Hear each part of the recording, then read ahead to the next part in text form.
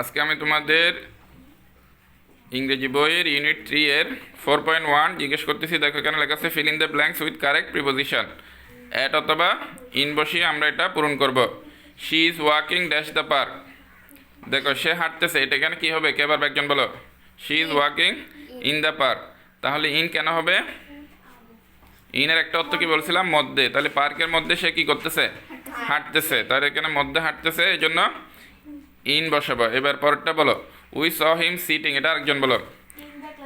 In the classroom. এটার বাংলা কি? আমরা তাকে দেখেছিলাম আমরা তাকে ক্লাসরুমের মধ্যে দেখেছিলাম, বা আমরা তাকে ক্লাসরুমের মধ্যে বসে থাকতে দেখেছিলাম। তাহলে এটাও মধ্যে বোঝাচ্ছে, এই জন্য কি দিছি আমরা? ইন দিছি। এবার পরেরটা বলো, দ্য ট্রেন ইজ ওয়েটিং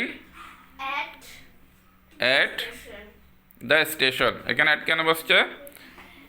স্টেশনটা একটি ছোট নির্দিষ্ট জায়গা, তাহলে ছোট নির্দিষ্ট জায়গার পূর্বে অ্যাট বসে। এবার পরেরটা বলো, মাই ব্রাদার লিভস।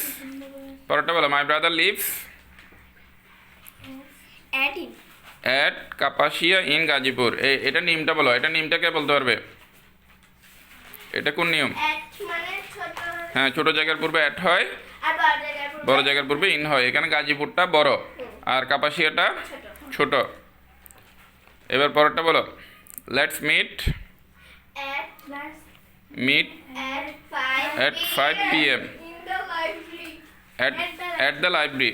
তাহলে এখানে টাইমের পূর্বে কি হয়? অ্যাট হয়। আর লাইব্রেরি এটা ছোট জায়গা, এখানে আমরা ছোট নির্দিষ্ট জায়গার পূর্বে, যেমন দ্য স্টেশন, হ্যাঁ, দ্য লাইব্রেরি, এগুলো হলো কি ছোট নির্দিষ্ট জায়গা। যেমন এখানে দেখো at the hospital, at the market, এগুলা ছোট নির্দিষ্ট জায়গা। তাহলে এরকম at the station, at the library. তাহলে ছোট নির্দিষ্ট জায়গার পূর্বে আমরা কি দিব? অ্যাট দিব। পেন্সিলটা একটু দাও। তাহলে এবার একটু আবার রিভাইজ দাও।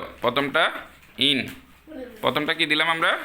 ইন। দ্বিতীয়টা ইন। এরপরটা অ্যাট। এরপরটা অ্যাট ইন। আর এরপরটা অ্যাট অ্যাট। এটাও অ্যাট, এটাও অ্যাট। Okay, thank you.